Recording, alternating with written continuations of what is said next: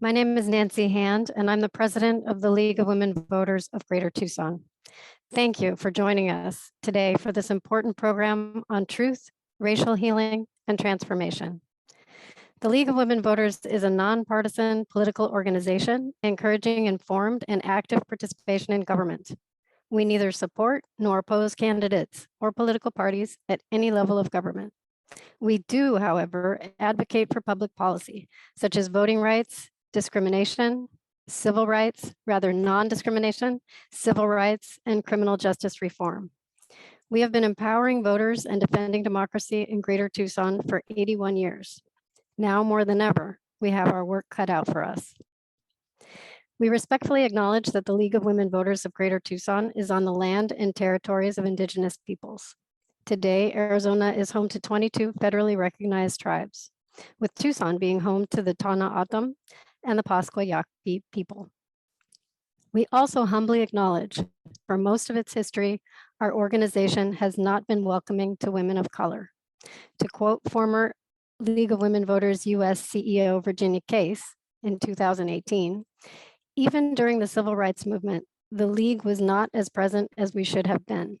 While activists risked life and limb to register Black voters in the South, the League's work and our leaders were late in joining to help protect all voters at the polls. It wasn't until 1966 that we reached our first position to combat discrimination. Still, our focus on social policy was from afar, not on the front lines. African Americans were shut out of the vision of the League. Today, we invite all people, regardless of gender identity, ability, ethnicity, or race, to join us as we commit to righting the wrongs of our past and building a stronger, more inclusive democracy. And now I will hand it over to our moderator for today's program, Joan Kaltzis. Okay, thank you, Nancy, for reminding us of the truths of our land and our League's current and past histories. And hello and welcome everyone out there in Cyberland. It is good for us to be gathered here this morning, or whenever it will be when you tune in. We are most fortunate to have drawn together for this forum 3 nationally recognized speakers whose life experiences and expertise focus on truth, racial healing, and transformation. First, as moderator, I'd like to point out a few things. FCC rules prohibit both the recording and distribution of this event in any way by anyone but the League. This program is available on Facebook and will be on YouTube in about a week. The links are posted in our chat room, lwvtucson.org. And questions from our audience can come in easily through the Q&A icon on your computer. Just type in your question and we'll take it from there. So today's forum will give us an opportunity to hear from each speaker individually for about 15 minutes. And then we'll ask questions of that speaker for about 10 minutes or more. We'll ask as many questions as we have time for. The League works tirelessly, not only with registering voters, but also with informing voters. To quote John Kennedy, "The ignorance of one voter in a democracy impairs the security of us all." So, if we value ourselves as conscientious and informed voters, it's essential that we understand how the principles of truth, racial healing, and transformation impact and influence so many issues that we will face when voting. Maybe we could familiarize ourselves with a few terms before we hear from our speakers. The first is the acronym being heard across the nation in growing intensity, TRHT. The title of our forum, Ongoing National Legislation and Countless Movements. Truth, whereby we seek an accurate and more complete narrative of our histories and stories. Racial healing, how we in diverse and respectful ways build authentic relationships, and then to envision a transformation that will sustain healing and structural change. And a few more terms we might be listening for: healing or peace circles, safe places, and the lie of racial hierarchy. So our journey into TRHT begins, or perhaps for you, continues.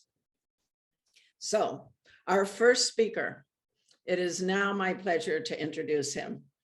I'm sure you'll be drawn in by his person and then his spirit.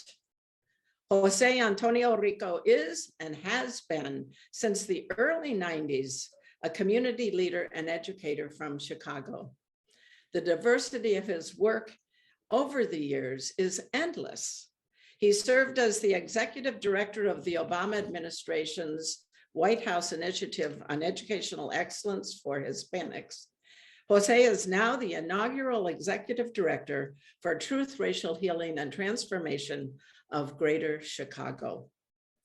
He has degrees from Northeastern Illinois University, the University of Illinois at Chicago, and National Louis University. Mr. Rico brings his experience as an immigrant teacher and father who is deeply committed to building community, racial equity, and empathy in all his endeavors. To quote José, "I serve to uplift others among my community that I hold so dear." José, if you please, sir. Thank you so much, Joan. Thank you for that wonderful introduction. And I also want to recognize Nancy and the League of Women's Voters for just the acknowledgement of where you've been and the acknowledgement of where you want to go, which is so really important in the process that we would like to be able to talk about and that I'm going to share with you along with my other colleagues around truth, racial healing, and transformation. And buenos dias to everyone there in the beautiful land of Tucson and Arizona. I am beaming in to you from Chicago, from the land of the Potawatomi people, the members of the Councils of Three Fires, that, you know, this area has been and still is so sacred to Native peoples because this was a healing center and continues to be a healing center for the Native people of this land because of the Great Lakes, but also because this was has always been and continues to be a sacred center, not just for healing, but also for connecting people and flowing people from all over the Americas and the world. You know, there is evidence here in the greater Chicagoland area and in St. Louis near the Mississippi River, where you see they have found whale fat from the Inuit people in what is now Alaska and cacao chocolate from the Mayan people in southern Mexico and Central America here in this area. So we've known that this has been also, in addition to a great center for healing, it has also been a great place for trade and for people to come together. I'm so really honored and proud to be here. When Dr. Christopher reached out to me and said, "Hey, Jose, I really would love for you to join this conversation with the League of Women Voters." One, I couldn't say no because it was Dr. Christopher who asked and suggested that I participate. And I'm going to talk about her a little bit as the architect of truth, racial healing, and transformation, but also because it was the League, and the League of Women Voters has played such an important part and continues to play such an important part in ensuring that our democracy is strong and that people are informed. And again, really want to acknowledge your recognition of where you have been, but also where you want to go. I think that is so important. And like you said, Joan, I really want to just spend a little bit of time talking about my journey, but also the journey of TRHT here in Chicago and nationally.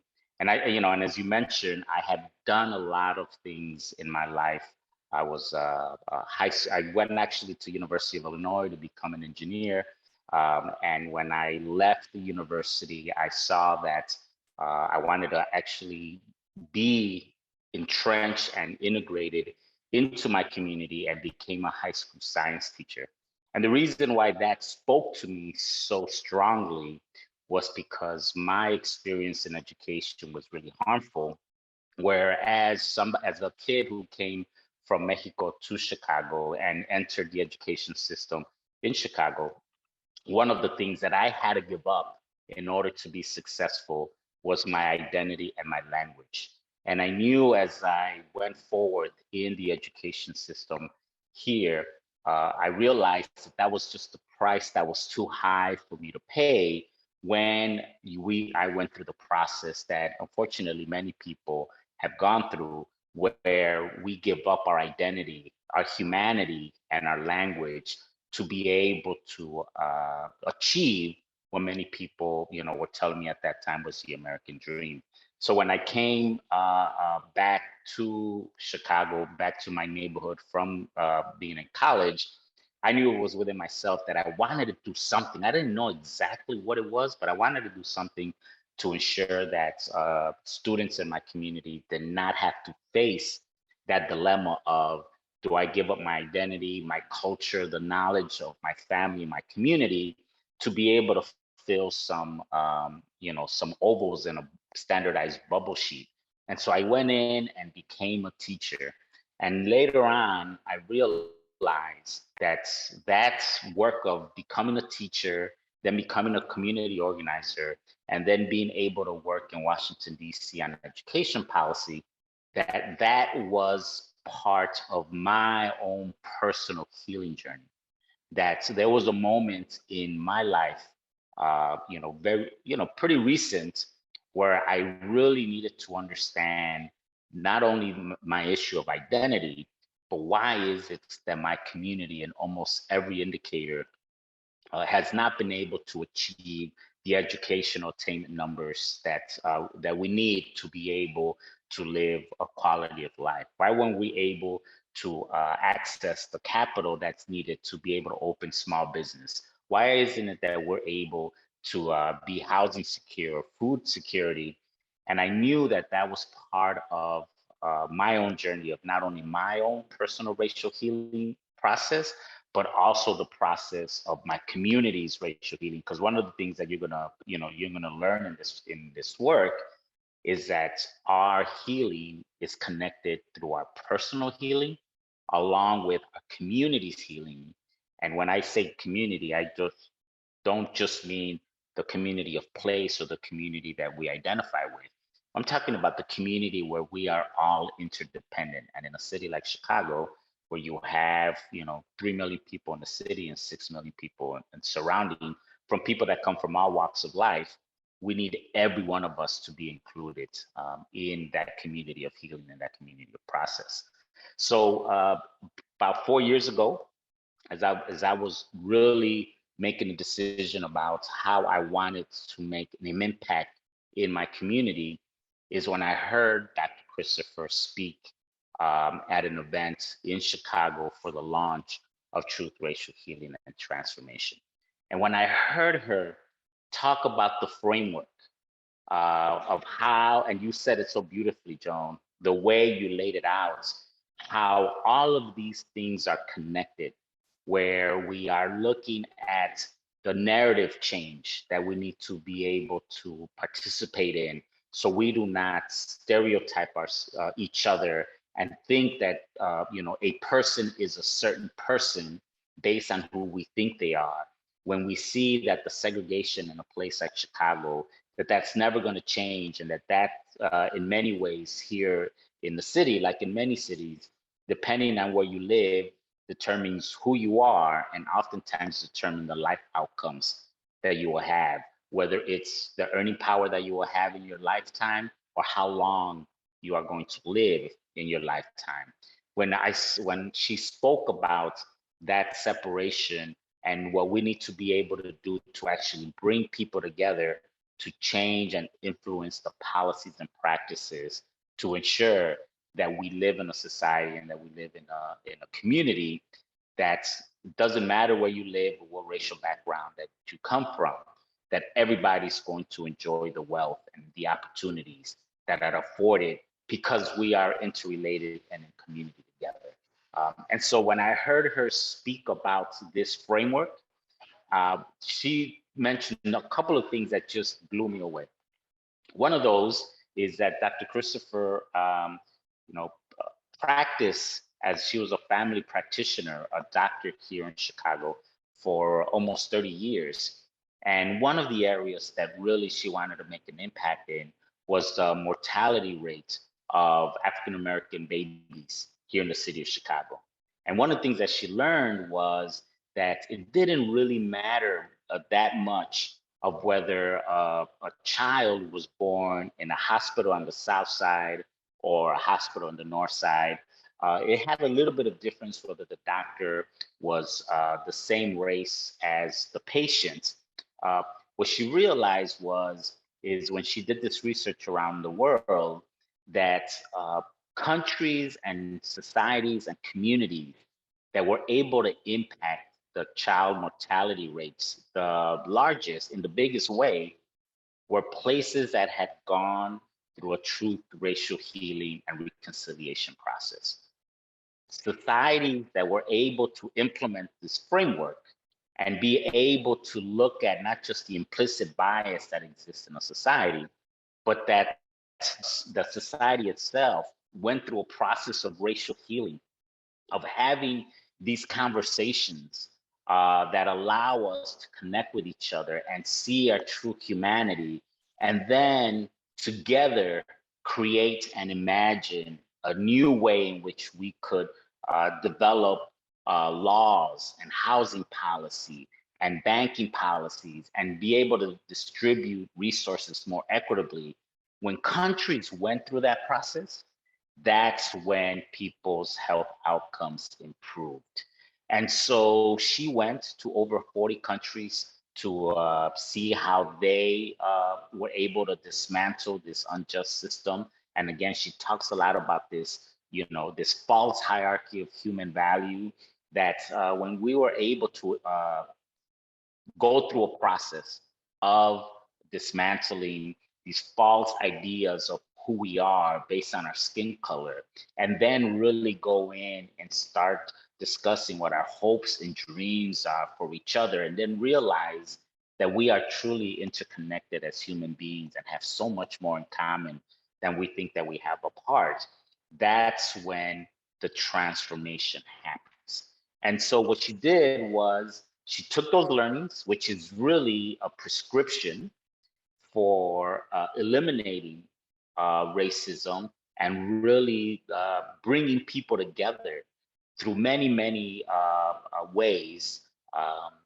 She brought it to the States, and as an executive in a major foundation, a national foundation here in the US, launched the Truth, Racial Healing, and Transformation Initiative in 12 cities across the country, and over 100 community-based organizations and universities. And now we are in a place where there is some legislation in the House and in the Senate to hopefully be able to bring upon a process of racial healing here in the United States, because we all can agree that the way that we're carrying on right now, being polarized, not being able to have conversations, even though we might disagree on issues, we should still be able to have a conversation about our points of view, and more importantly, to be able to address the inequity that not only affects my community, the Mexican community, or the African American community, it affects all of us. And one of the biggest learnings that I've had during my work as Truth, Racial Healing, and Transformation is that racism affects us all, and we all have a lot to heal from. And then that healing, we could do it together, even though we might believe that we are different from each other. We know that we could do this work together, and we must do this work together. Finally, I just want to put out there is that in Chicago, over this last couple of years, we've been able to engage tens of thousands of people participating in racial healing throughout the city of Chicago.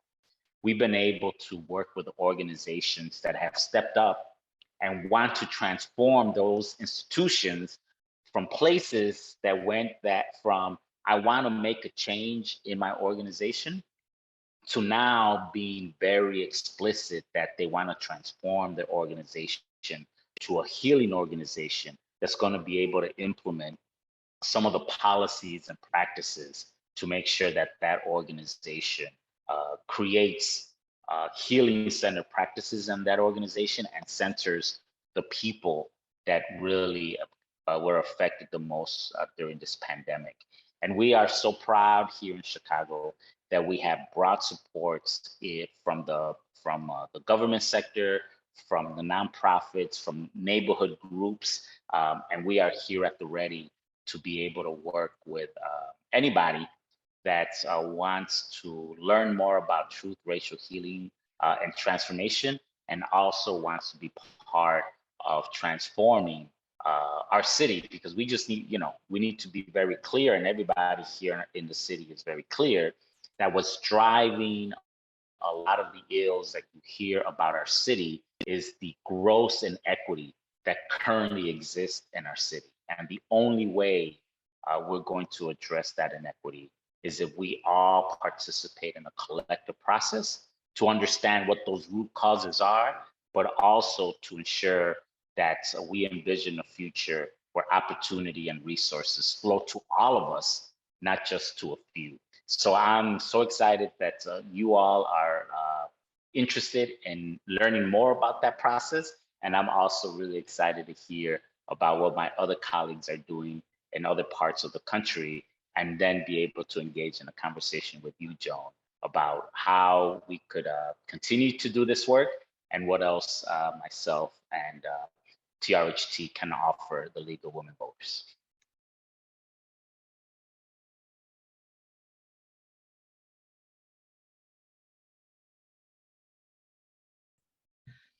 Thank you, Jose, for taking us into Chicago and into your work. We've got some questions for you now, if you wouldn't mind. One of them is somewhat personal. You've been doing this work for over 30 years, Jose. What keeps you going? You have children and grandchildren. Where does your hope and passion come from? What keeps you believing and working toward a future without racial injustice and suffering, Jose? Yeah, no, that's a good question.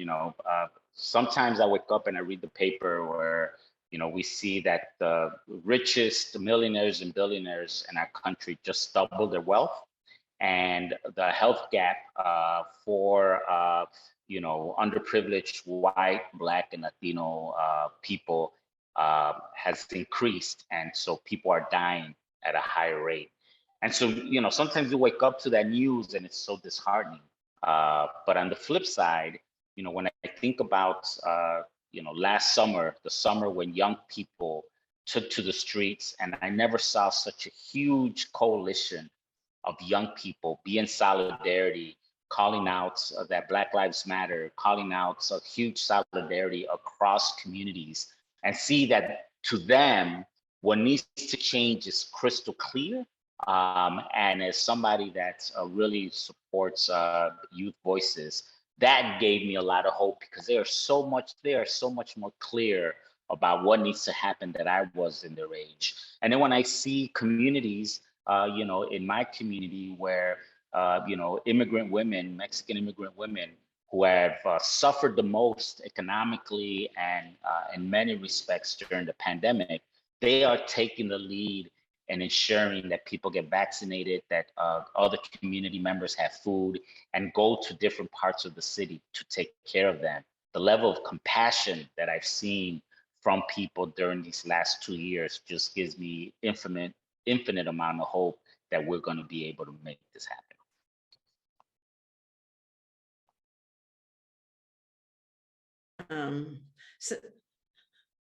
Segueing into that, Jose, you just mentioned people and forces and events that are furthering your work. What are the persons, forces, events, beliefs that hinder or sabotage your work?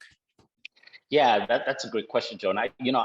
To me, the hardest part that I have in this work is when I have people of privilege. Sometimes it's white people, sometimes it's people who have money, that they believe that they're not impacted by racism and that they're not impacted by the gross inequity that exists in our country.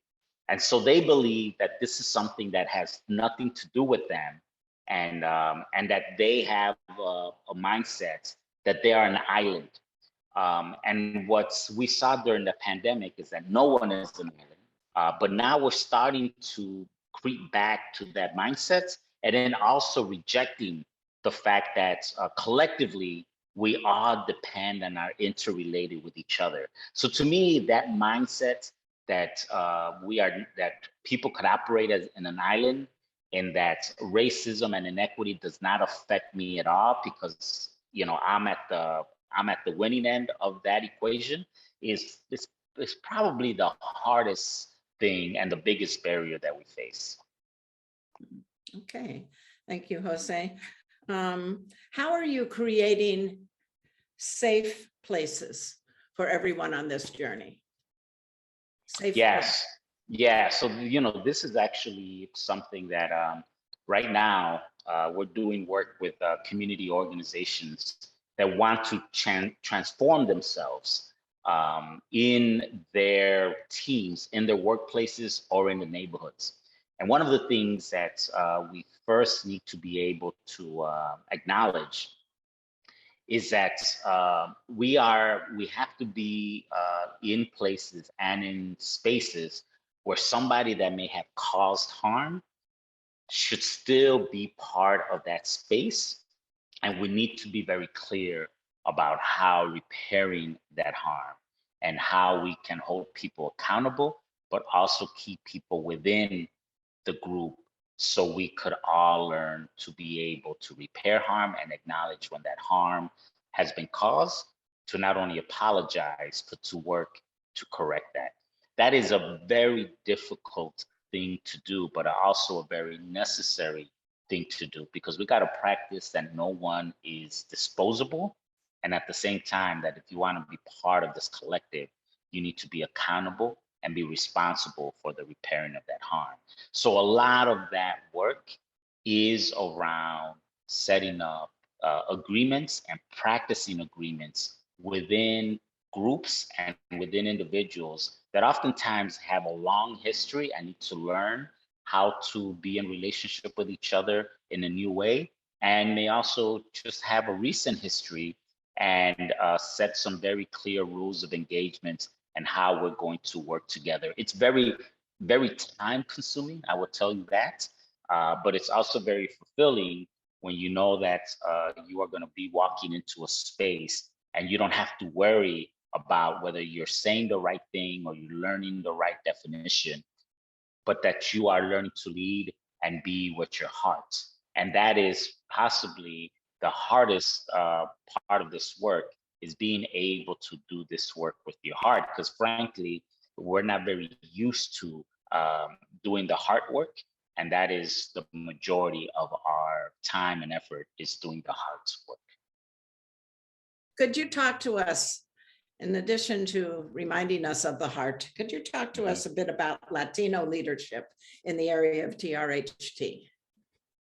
Yes, so, I come to this from my indigenous traditions and my indigenous acknowledgements, where a lot of the circle work, a lot of the way in which we look at things that are non-hierarchical, the way in which we see the relationships, not just within ourselves as individuals, but our relationship to the land and our relationship to the elements and the rituals that we practice as part of doing the racial healing circles. That is something that, frankly, I am remembering from my upbringing, where my abuela would be able to cure us and bless us every day with prayer and with plants. And so for me, this is really a remembering and an acknowledgement of our indigeneity. I think part of the challenge that we have as Latinos is that for the reasons I explained earlier, where our identity and our need to assimilate in many places where we had English only laws or other types of messages that made us negate our culture and our indigenous identity, we have oftentimes not been able to practice and acknowledge just the importance of our indigenous practice and our indigenous traditions. So for me, I'm able to count on incredible leaders within TRHT that not only do the work of racial healing, but also carry on the tradition of our Indigenous heritage and our Indigenous history, because we know that this work is not just about transforming systems per se, but it's also about being in harmony with each other and being in harmony with the land and being in recognition that in order for us to be able to do this work, it is an acknowledgement that everything is sacred, that all things are related, and that this work is really about restoring balance in our world. Jose, I got a quick question, Jose, just a few, maybe half a minute. When you had the National Day of Healing in Chicago, you and your colleague used a word that sounded like Asha. Could you please share this word and whatever it means? Because you used it quite often and it seemed very significant. Yes, it's the word is Ashe, and it's used as the African tradition, usually around libations, and it's almost like Amen, right? Sometimes, I use Omoteo, which is also, and so it shall be, is a translation. And so when my sister Pilar, who is the associate director of TRHT, when we opened up our session, and we always open up our session in a traditional way, her saying Ashe is a way to say, and so it shall be. And so it shall be. Correct. Okay. Jose, thank you. Thank you for taking us into Chicago and into your work, into your passions, into your knowledge of TRHT, and Jose, into your heart. So Jose Antonio Rico, please, for all our sakes, continue your work in Chicago. Thank you. Thank you, Joan. Thank you. And I'm so looking forward to listening to the other presenters, and so glad you're doing this work. Thank you. Our second speaker comes to us from the Washington, D.C. area with, again, more experiences and credits than we have time to share. Dr. Tia Brown McNair will share her credentials with us. Suffice to say, you will be taken in by her ongoing commitment and enthusiasm. Tia has authored a good number of books and articles, especially on becoming student-ready colleges. Dr. McNair has degrees from James Madison and George Washington Universities, and in 2020, Tia was named one of 35 outstanding women who have tackled some of higher ed's toughest challenges and made a positive difference in their communities. So Dr. McNair is going to open with a video. If you please, we will listen to it, and afterwards we will join her for questions and answers. Hi, I'm Dr. Tia Brown McNair, and I serve as a Vice President for Diversity, Equity, and Student Success and the Executive Director for the Truth, Racial Healing, and Transformation Campus Centers at the American Association of Colleges and Universities, located in what is now known as Washington, D.C. Thank you to the League of Women Voters of Greater Tucson for inviting me to be with you. I am looking forward to our engagement, and I hope that you learn a lot about our national work on truth, racial healing, and transformation. My part of this panel discussion focuses in on racial healing. How does it happen? But in order to talk about racial healing, let me give you some context of who we are at AAC&U and our work with the TRHT campus centers, and then I'll go into a deeper discussion about racial healing. So AAC&U was founded in 1915, and we're the leading national association concerned with quality in undergraduate education. As you will see, we have institutional members of all types, both here in the United States and internationally as well. Our mission is very clear. We are focused on advancing the vitality and public standing of liberal education. And no, we do not mean this in a political sense. We are talking about the skill sets and competencies that we know will help prepare students for work, life, and being productive members of their community. So for example, critical thinking and problem solving and ethical reasoning and quantitative reasoning, these skill sets and competencies that really contribute to students' academic and social mobility, all around the foundation of quality and equity. as how we define excellence. If we want to get to equal impact, then we have to address questions of equity in service to our democracy. And I don't think I need to explain to this group the importance of our democracy. One of the things that we say in our work on truth, racial healing, and transformation is that before you can transform systems and structures, you must do the people work first. Gail Christopher, who, when she was is a visionary and architect of the TRHT framework, when she was serving as the senior VP at the Kellogg Foundation, really focuses in on that TRHT utilizes both the heart and the mind in order for us to address this false belief in a hierarchy of human value that divides us. And we believe strongly that the people work is foundational to how we're going to have sustained transformation, not only in our higher ed institutions, but also within our communities. So this is a foundation for our work. Racial healing circles are a foundation for our work on truth, racial healing, and transformation. So at ACU, we joined this effort many years ago.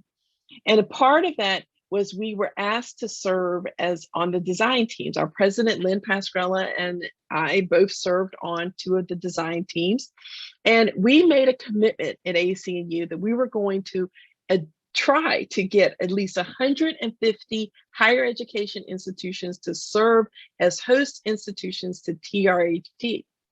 But when the TRHT was developed, it was not developed just for higher education. As you've heard from a previous panelist, it's really a community-based effort. We have TRHT places, but Gail Christopher and Mike Wegner, who is now a senior fellow at ACU, came to us and said, what is it that we can do to prepare the next generation?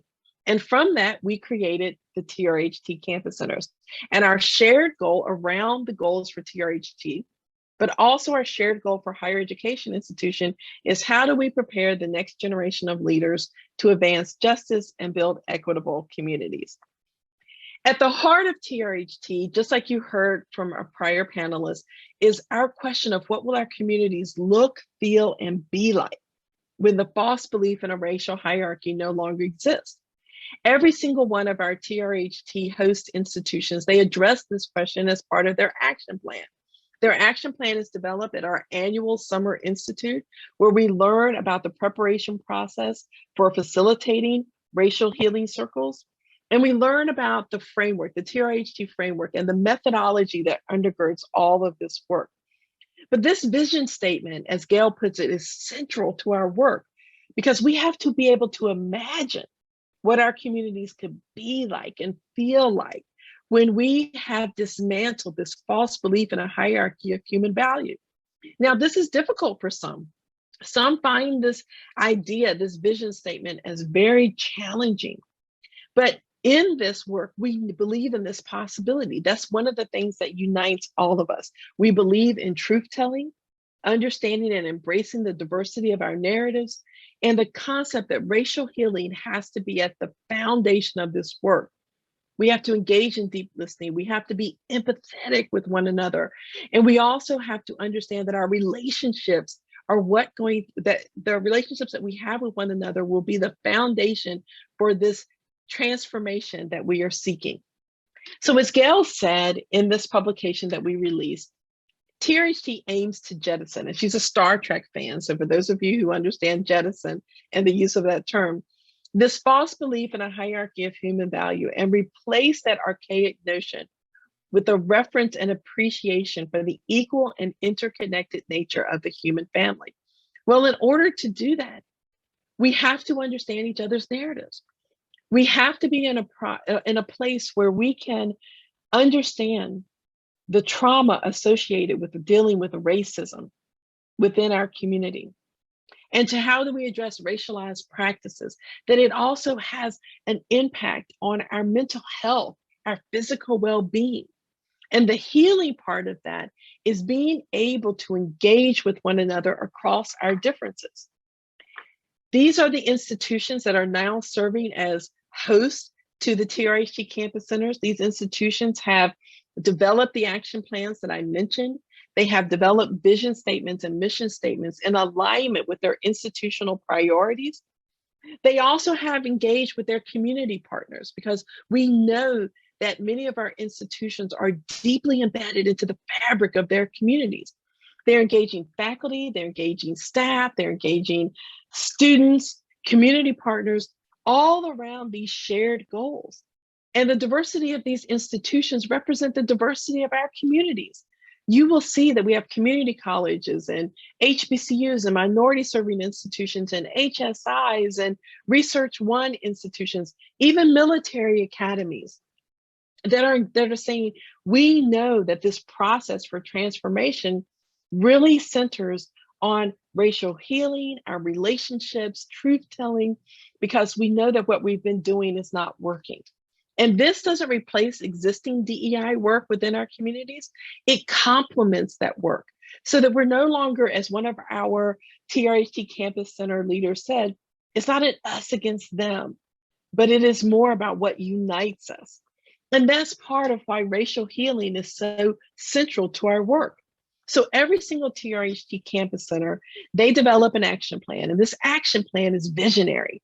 It helps us examine what our current narrative on race is, the current realities of race relations, how to create a positive narrative about race, how do we actually promote racial healing within our institutions and within our communities, all towards a shared goal of erasing structural barriers to equal treatment and opportunity within the structures that perpetuate this false belief in a hierarchy of human value. And we also want to pinpoint key leverage points for change within this work and engage the stakeholders that have a shared responsibility and embrace our shared goal for TRHT. Each single TRHT Campus Center, their action plans are different because our communities are different. What unites us are around these common goals and objectives. Here's the framework that you've already seen or was discussed in a previous conversation, but it's about narrative change. And we look at narrative change across these different examples, and this is not definitive. And we center racial healing and relationship building as a key component to this work. And we examine the false belief in a hierarchy of human value through our systems and structures in separation, law, and the economy, all helping students understand the narrative, the history behind our systems and structures within this country. This is Dr. Gail Christopher, and we were honored to release her book on RX Racial Healing, a guide to embracing our humanity on the National Day of Racial Healing this year. That day takes place right after Dr. Martin Luther King Jr. Day. It's an annual event that we celebrate, that we recognize every year, that we as a country need to embrace racial healing. And our TRHT campus centers, they all have directed programs around the National Day of Racial Healing. And if you're interested in seeing what it is that they're doing, please go to our website at aacu.org and you will be able to see under the TRHT campus centers what they did to recognize the National Day of Racial Healing. But Gail released this book because we were receiving many questions about the methodology, about the development of racial healing and the process. And this book goes into great detail about how to actually facilitate circles, prompts to use, the structure of circles, why they are important. And Gail within this book also tells her own personal story as she was seeking to be the visionary and architect of the TRHT framework, and as she was developing the RX racial healing circles. So now I want to play for you a video that you can learn more about the concept of TRHT and TRHT racial healing circles. And so you can hear also from Gail.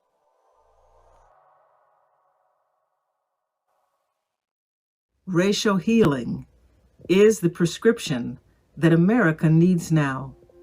The idea of bringing people together in circles to foster the capacity to empathize, to see ourselves in the face of the other. We are currently in some challenging times. One of the key components of participating in a racial healing circle in this particular time is for people to realize that they are not alone. Dr. Gail Christopher, who invented this methodology really went step by step and deliberately to create an environment where people can interact with each other in a safe environment. And so we start off very slow. We start off with introductions, and then we set some touchstones of ways that we're going to agree to interact with each other. And then after that, we get together in pairs or trios, and we just interact and share stories with each other. And nothing that the facilitator asks participants to do that the facilitator doesn't also do. So the design is everything. It is a conversation about humanity. It is a conversation about people. It is a conversation about us. I feel the value of participating in a racial healing circle is really steeped into three major words: confidence, courageousness, and then community. It's the value of being part of a community, being able to express yourself fully, and to have the confidence to do so. We bring a level of preparation, we bring a level of reflection, and we bring a level of maturity to this process that then invites others to do the same. Because your story is my story, and my story can potentially be your story. It is the racial healing circle and the dismantling of our belief system that will rebuild our community, our country, and our society.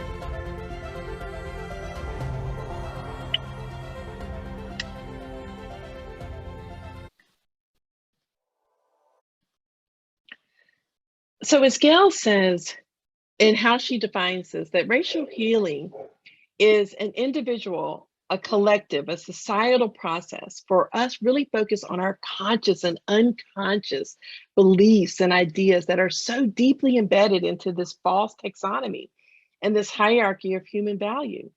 We want to approach this work with heartfelt awareness, appreciation, and belief in our interdependence and our interconnectedness of humanity.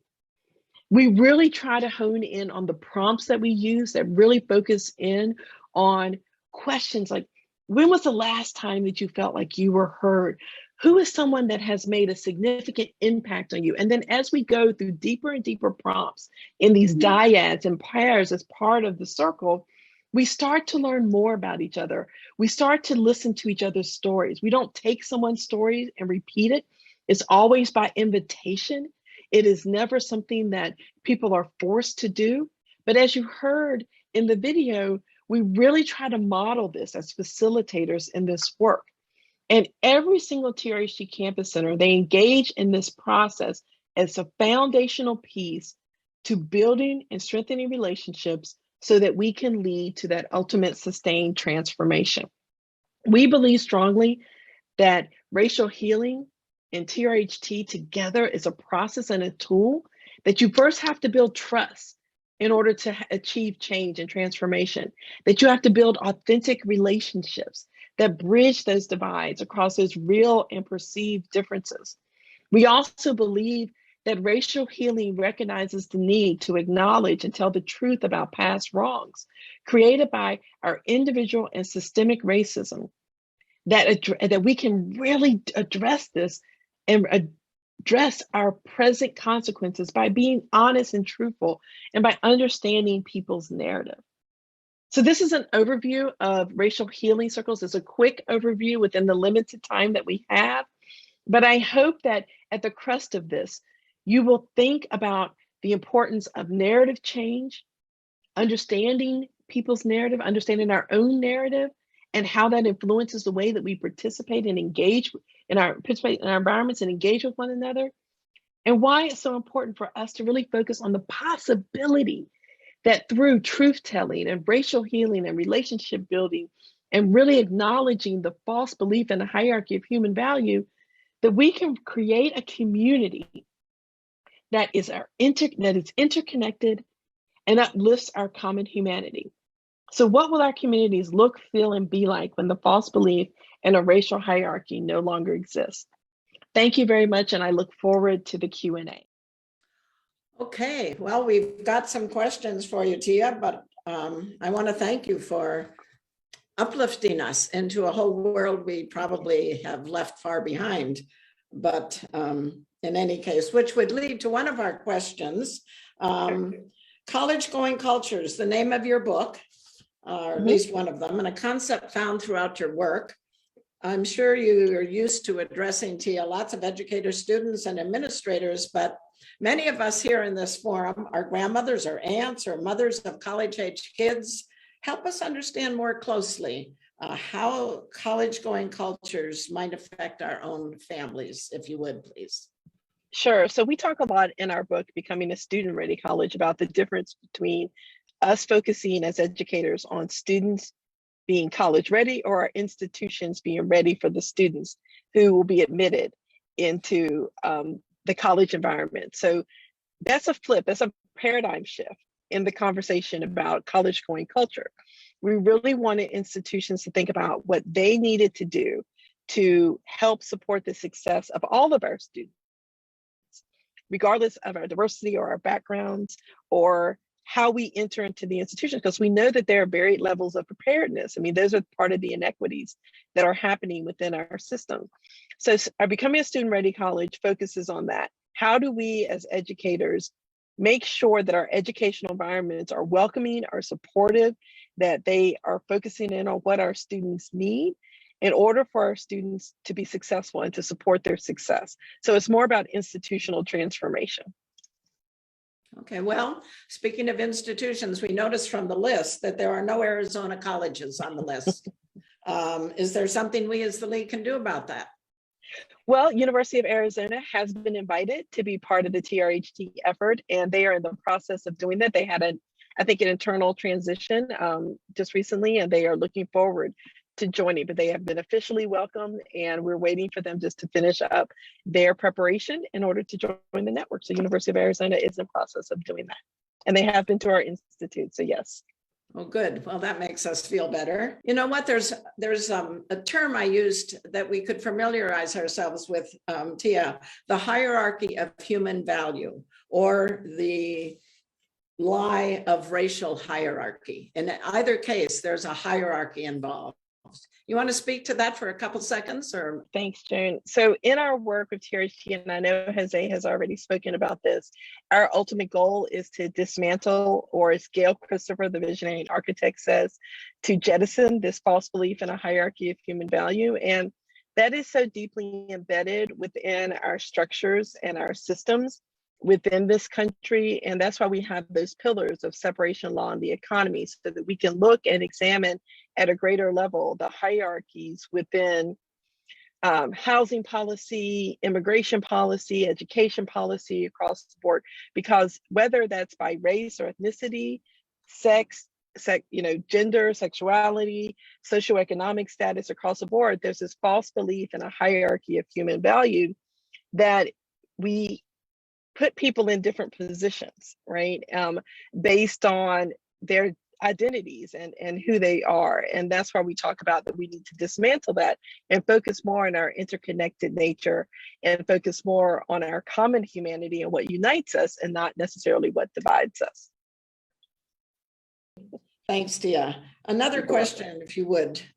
What is holding your work back?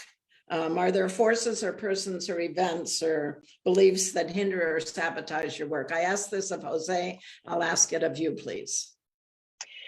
So there are lots of things. I mean, our current environment is always holding work back on truth-telling and racial healing and transformation. We have been in an environment where we focus more on what divides us and our differences versus what we have in common. And I think it's important for us to be honest and truthful about our differences, to do that with civility and respect and integrity. And I think that's part of our country. That's part of who we are.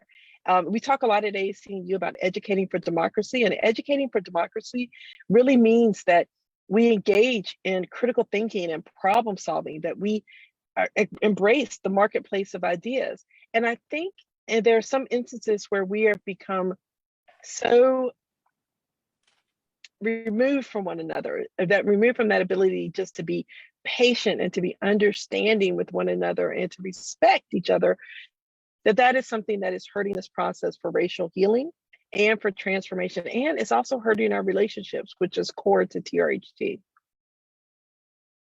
Okay, thank you. Another question. The program seems to be directed at the college level. Do you reach out into any other rural areas or below the college level ever? Yeah, so when we joined, when AACE joined, we are considered what is called a sector partner. I don't think they use that terminology anymore. So it's like Jose was talking about Chicago as a TRHT place. We have higher education institutions within Chicago that are working at the institutional level, but they also have community partners that are part of their network. So it's not just, we as a sector partner, we focus in on how do institutions, higher education institutions, do this work. And there are TRHT places, there are other partners. American Library Association, for example, is a TRHT partner. You have many different areas of the community that are represented. So it doesn't mean that it's just happening in higher ed, but for AACU and our work and what we focus on, our partnership is with higher education institutions, and all of those higher education institutions partner with community members like churches and local community organizations. The students obviously are actively involved, as well as faculty and staff. Okay. And perhaps we can squeeze in another question here. You've talked about how some students are successful and some aren't. How does that reflect on our society as a whole, Tia? Well, I think it's not that some students, so the reality is inequities exist, right? If the inequities exist in student outcomes. What I mean is that when students come to our institutions, there's varied levels of preparedness. Some students are fully prepared for post-secondary education and others are not. And that is not just because of them personally, it's because of the circumstances around them that unfortunately didn't fully prepare them. I mean, we have varied resources, varied support systems for our students. So when I'm talking about the work that we need to do as institutions, we need to focus in on how do we support our students, regardless of where they are when they enter our institution, so that we can focus on their growth. They may not all end up in the same place when they leave our institution, but we want them to grow and we want them to improve. We want them to learn. We want them to be fully prepared for their academic and social mobility. So we focus a lot on that at AACU, is that how do we meet students where they are? How do we provide the necessary support system? How do we address those inequities in their experiences so that we hopefully can get to some way of reaching equal impact for their success? Okay, I've got time for one more small question. Sure, yeah. It involves the entirety of your whole being. Where does your hope and passion come from? Oh, Jen, it comes from my 14-year-old son. He is the light of my life. He is, as a young Black male in the society, the work that I do is for him and for others that look like him and who are facing many struggles within our community. And I think that by focusing on the work that we're doing here about our community, about educating for democracy, about truth telling and relationships building, it's not going to only make the world better for him and his community, but for many others. And our students are so, and young students in particular, are so enthusiastic and willing to do the necessary work that unites us. And they see that and they're very passionate about their communities. And I just feed off of their energy. So that's part of the work that I do. Well, one of the reasons why I do the work I do. Oh, thank you for sharing that. Well, Dr. Brown McNair, we wish you well as you continue to challenge and collaborate with colleges and universities across our country and with their young leaders. So Tia, be well, and thanks again for coming. Thank you so much. Thank you, everyone. Okay. Our third speaker, I'm delighted to introduce to you today. She's coming from Kalamazoo, Michigan, and you will appreciate her infectious spirit. Stacey Ledbetter is a racial healing practitioner and a law design team lead on the leadership team of TRHT of Kalamazoo. Captain Stacey Ledbetter, retired, served over 25 years in law enforcement, becoming the first Black woman captain within the Kalamazoo Police Department.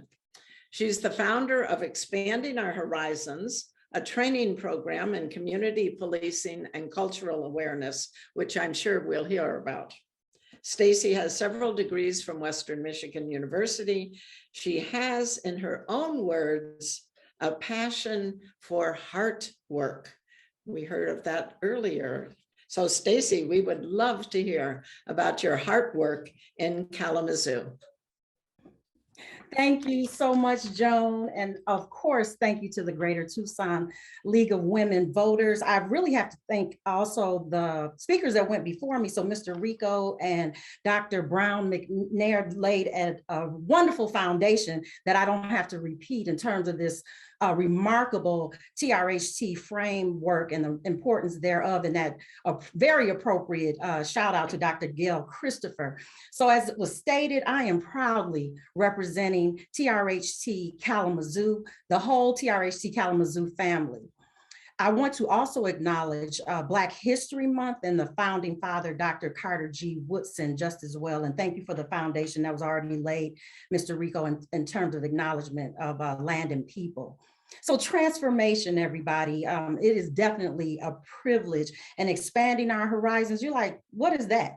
But I'll tell you, on the front end, it has done just that in our community's opinion. But let me start with how the seed was even planted. So as you heard, I served a career in public safety for over 25 years. That included in the profession, still includes for this community, policing, firefighting, and medical first response.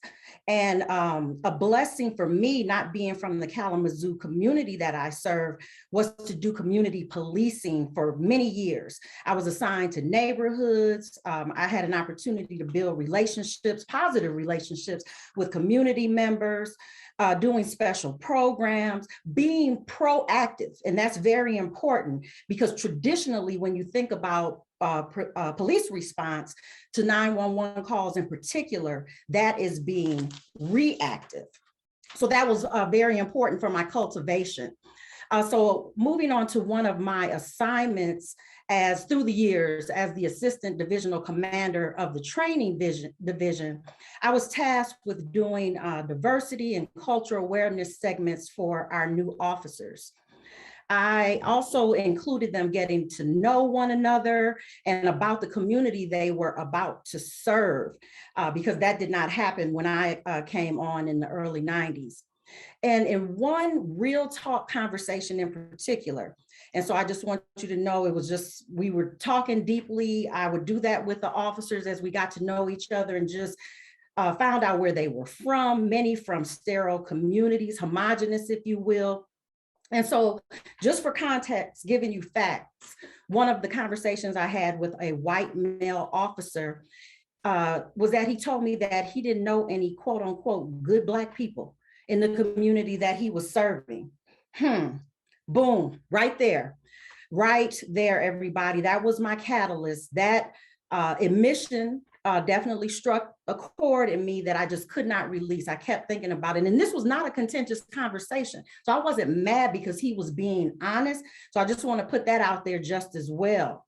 And so what's interesting, just fast forwarding that chord that was struck, and even just yesterday, we had our 8th Expanding Our Horizons event, and our first TRHT Kalamazoo Director, Shalana Lewis, lifted publicly that, and I hadn't even thought about it this way, but to give you some more context, because I shared roughly what I'm sharing with you right now about the why. You know, why was this even happening as an event and an experience? But she said, had that officer not said that to me, would this have even been birthed? And I thought that was so deep, because if I wasn't given something to think about, to tackle, to address, would it even have been put in my realm of awareness? So I count it as a blessing when I meet people and have conversations, or even when things go wrong, because something beautiful, creative, transformational can manifest from them. So still, while I was in the field, the first program that I did as a result of that conversation was the end of 2015, and it was actually designed as a speed dating, get to know you engagement for our newest officers. And that very first program I did was to invite Black men from the Kalamazoo community. That was very intentional, thinking about the predominance of the disparities in the criminal justice system, who gets arrested the most, et cetera, just those negative encounters. So I was really on a mission to turn that whole thing around. So that's what happened first. I retired in 2017, and that was the year that I was so fortunate to join TRHT Kalamazoo, where I became the lead of the law design team and also was trained as a racial healing practitioner, where I'm currently one of the co-leads and trainers, which I'm definitely very proud of just as well. But what I want to do now, to give you some more context, just to be specific, since that's what you saw in my introduction regarding expanding our horizons. Joan, on your end, is tech ready to play my video, please? And we can go from there.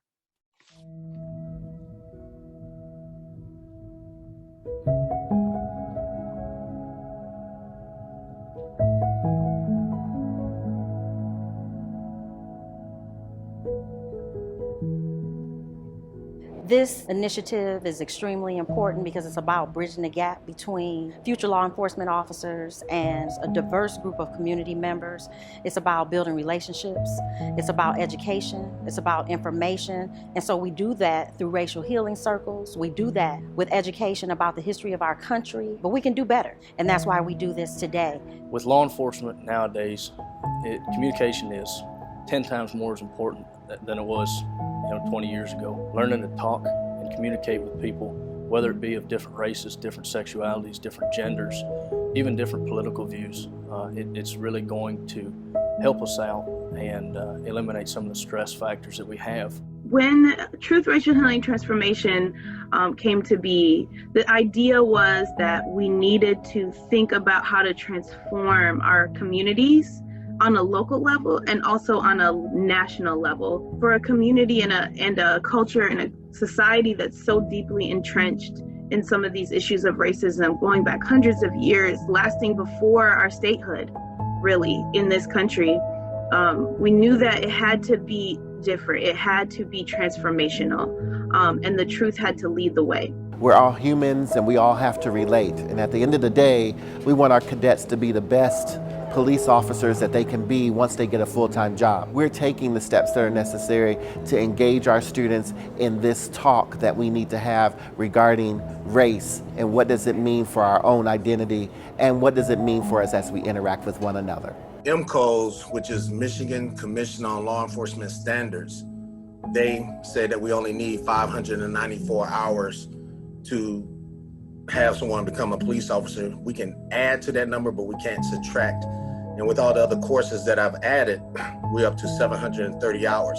There was a tricky language put in the 13th Amendment around you couldn't be enslaved unless you committed a crime. And who gets to determine what a crime is? The people in control. Cadets, I just want to point out, when we go over this history, it seems so far, far away. Like, man, that had to be about 200-300 years ago. No, this stuff happened in our lifetime, and the gentleman who's going to speak now will tell you just that point. I mentioned that my father used this green book back during that time. I was in grade school, driving from New York to Florida. We had to stop at any point for lodging, for eating, restrooms, you name it. We had to know where to go, and typically it was a Black-owned establishment that we had to go to. Otherwise, we would not be served. Just with the support of the Kalamazoo Community Foundation, the Truth, Racial Healing, and Transformation Initiative, all of our sponsors, all of our supporters, we look forward to this work continuing because it's very important.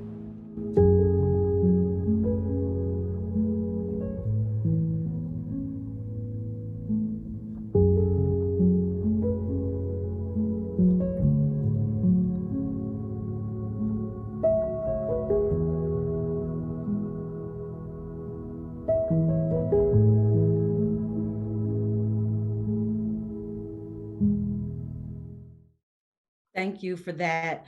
And I just want to note, we did this video in 2019. And so I just want to give reverence that we do have new leadership in TRHT Kalamazoo. We have a vice president of initiative, Jen Hamos, and now we went to a co-director model, which is transformational for many organizations. So shout out to Emily Oliveris and Francis Vicioso. But proudly, our inaugural director, Shalana Lewis, is still rolling with us in our racial healing cohort. So in fact, what we have done in the Kalamazoo community, we did an immediate pivot to this virtual space that we're all in now, or many of us, you know, we won't go into the barriers surrounding that. But in our community, just so we can keep the work going, we jumped right into the mix. I didn't know what Zoom was until the pandemic, and we've been thriving ever since. So regardless of what rules are, and we were, you know, impeded by those this time, we still moved on with our programming by conducting, expanding our horizons virtually, as I mentioned just yesterday. And so I will also add the note, just for transparency's sake, in case anybody caught the name when the director spoke, but at Kalamazoo Valley Community College, the director of the police academy is my husband, Vic Ledbetter. We just happen to have the same career, but what I do, because of our relationship, on the first day, I go meet new cadets, I introduce myself, let them know what I did, let them know what I do, to let them know whether Vic Ledbetter was at that academy or not, I still do what I do in the community by virtue of my experience, my training, my relationships. And so it could have happened and would have happened regardless. So I just want to put that out there. And Judy, did you want to jump into some questions before I go into other veins and lanes to allow for time? Well, Stacey, if you have something more to say, why don't you go ahead and say it, and then we'll end with your questions. Absolutely, absolutely. So what I will say to you all is, you saw the why. I wanted you to see for yourselves through the video, just in terms of the impact. I wanted to catch future officers. So before these people who are choosing a career in law enforcement take their first call to help them build positive relationships, to do the hard work that was previously mentioned. It may be no secret to many that there is a division in many places between law enforcement and the communities that are served. And so this is an intentional, proactive measure to help avoid that. And so at this particular police academy, once these cadets become officers, once they become certified, they can work at any law enforcement department in the state of Michigan. So because of that, we're just covering bases that will carry them, or planting seeds, if you will, anywhere in our state. And so what happens, I do an additional training day with them that also includes implicit bias. And so explaining to them that implicit bias is subconscious and that we all have it. And so even just living our normal lives, we all size people up. So really, before I even introduce myself that I mentioned to you, I ask them, hey, look at me, you're patrolling, you just see me, you know, wherever, walking through a building, walking down the street, driving, whatever.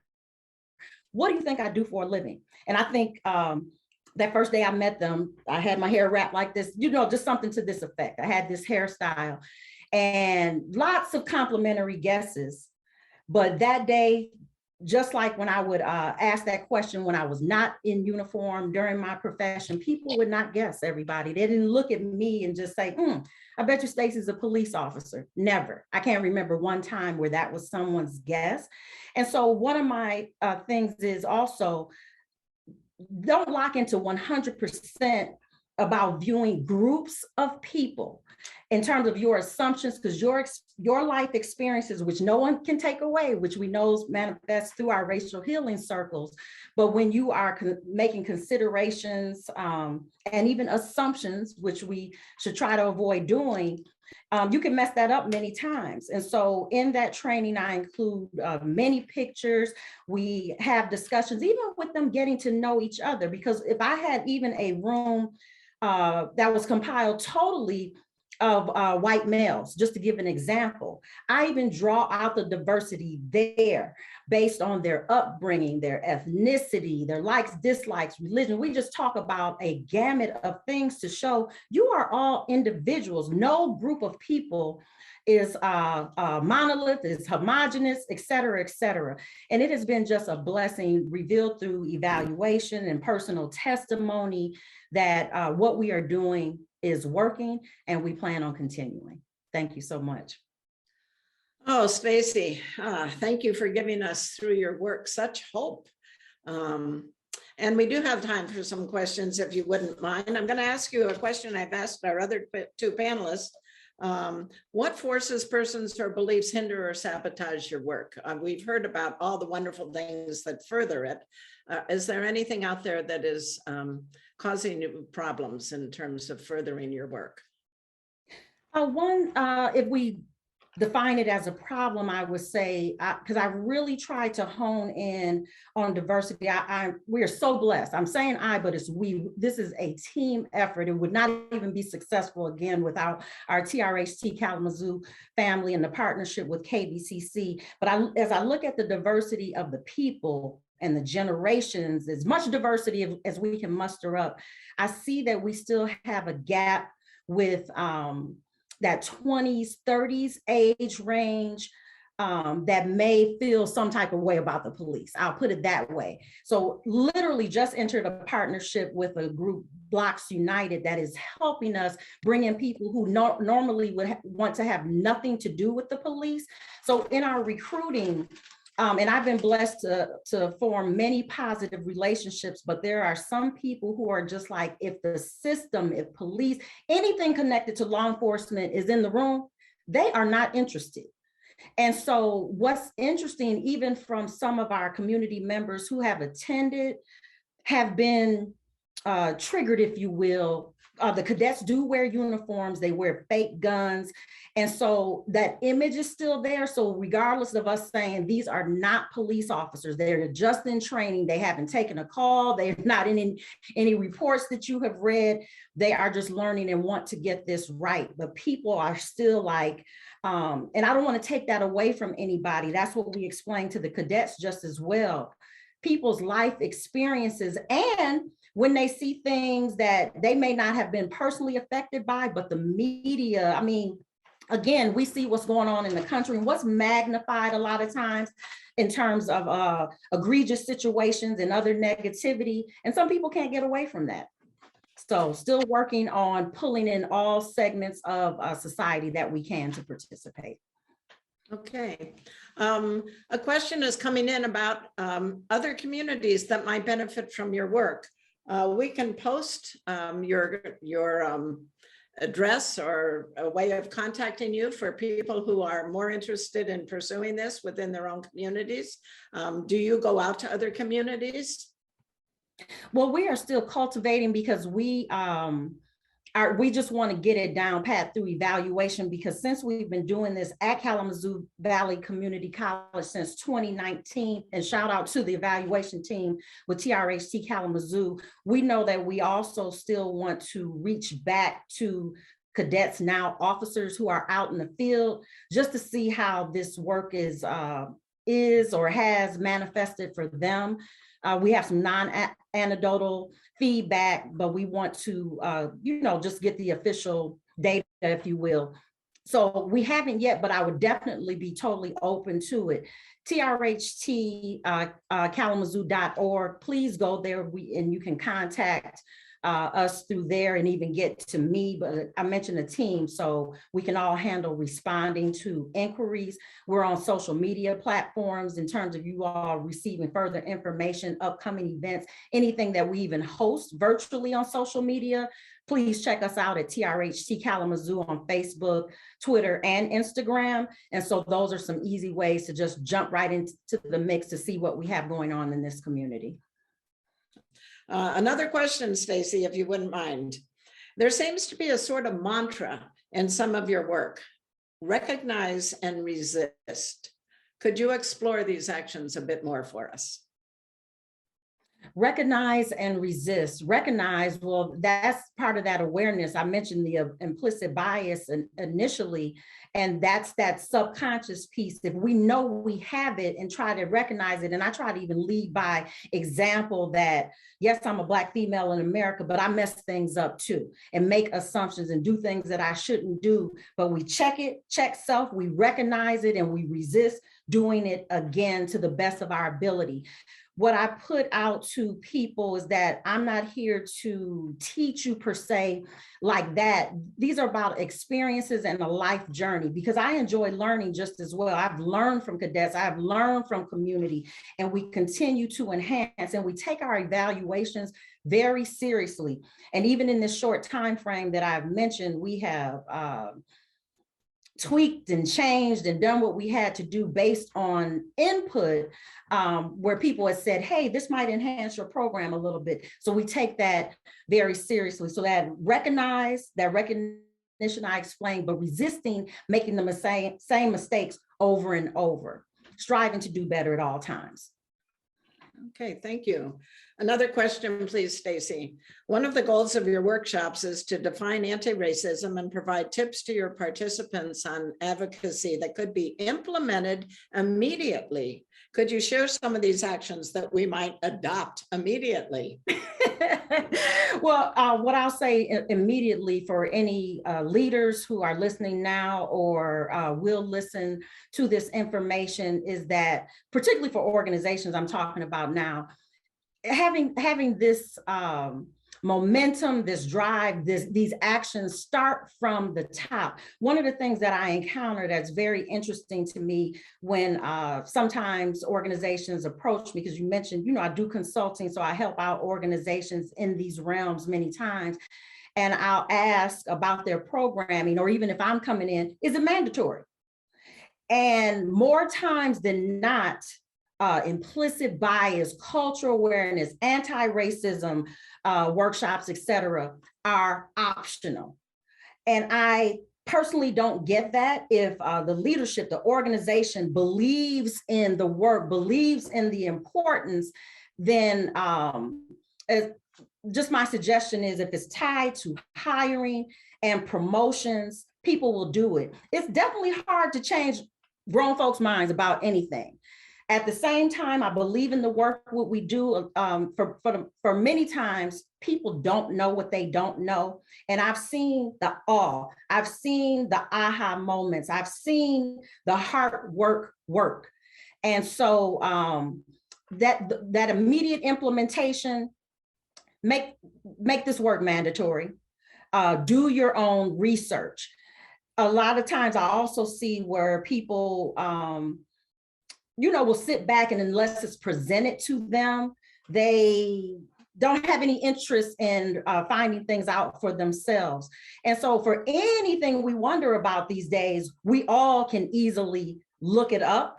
And so that is my encouragement just as well, especially if you hear about something you've never heard of before. Usually, whenever I'm going to do something in terms of implicit bias training or whatever, I'll look it up. But then I'll look up several sources just as well. So just don't lean to one thing, because sometimes I've seen various or varied information about the same subject, about the same topic. So for all of us, my encouragement would be that just as well in terms of our sources. My immediate encouragement is even checking our language for what is going on and what is important today. Because we have threads in terms of changes that just go on in our society. People don't go, at least they shouldn't be going around today saying Negro or colored, et cetera, just to give a couple of examples. And so again, meeting people where they are. Another example with us being in Black History Month, just to throw it out, and we shared this information yesterday, when talking about the enslavement period, referring to those in that dire period in our country's history as people being enslaved, as opposed to objectifying them and calling them slaves.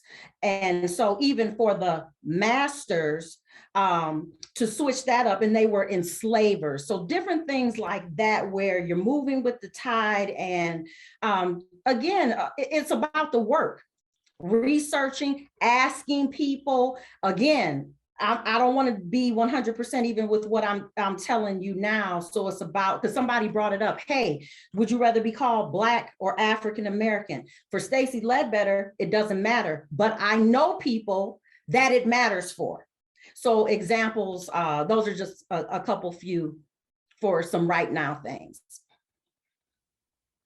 Oh, Stacey, we could go on and on. I just want to ask you the same question I've asked the other two panelists. You've got about half a minute to describe your whole life. What keeps you going? You've been doing this for 30 years, Stacey. What gets you up in the morning and keeps you going? What keeps me going? Being grateful for another day. Literally, I'm grateful if I'm alive to deal with whatever problems or take the happiness that could otherwise come along with it. I am grateful, and I'm grateful for this work because it's hard work. I believe in it. I am retired. I don't have to be doing anything. I'm blessed to be in that position, but I cannot stop what I'm doing because I believe in it that much, and I won't. And thank you so much for this opportunity. Oh, well, thank you, Stacey, for heaven's sakes, for inspiring us with your belief in building bridges. And so all we can do, Stacey, is to wish you well, admonish you to continue your circles of healing in Kalamazoo. And given the temperature in Kalamazoo this morning, Stacey, stay warm, okay? Thank you. Well, I'm afraid we're going to have to wrap up our forum, everybody. A few thank yous to Jeremy Brittle, Adrian Barton, Judy Wood, our tech gurus, and our team, Donna Prescott and Elizabeth Segura, the leaders, our members, Sharon Bigot, Sandy Davenport, Herschella Horton, and to all of our audience, thank you for being here this morning or whenever. And if you're not a member of the League of Women Voters, I am extending a personal invitation to you to join us. You know, we're in more than 700 communities throughout the country and beyond, including, of course, in Greater Tucson. But you know what? Before we sign off, let's take a moment and reflect on the passion and messages of our three speakers. They've shared with us all today their truths and stories and work of racial healing and their hopes of transformation. We of the League are grateful. But of course, hearing and listening are only the beginnings. We need to ask ourselves, how might my journey into TRHT become more truthful, healing, and transformed? How might we come to see all of us as one family, as Jose said, a sacred family? And then that ever-present question of Tia's, what would our country look, feel, and be like when the false belief in a racial hierarchy no longer exists? So, be well and safe, everyone. See you at our next Voter Ed meeting on March 19th. A great program on diversity in Tucson. Be kind to yourselves, and if you can, to someone else. This is the League of Women Voters of Greater Tucson signing off.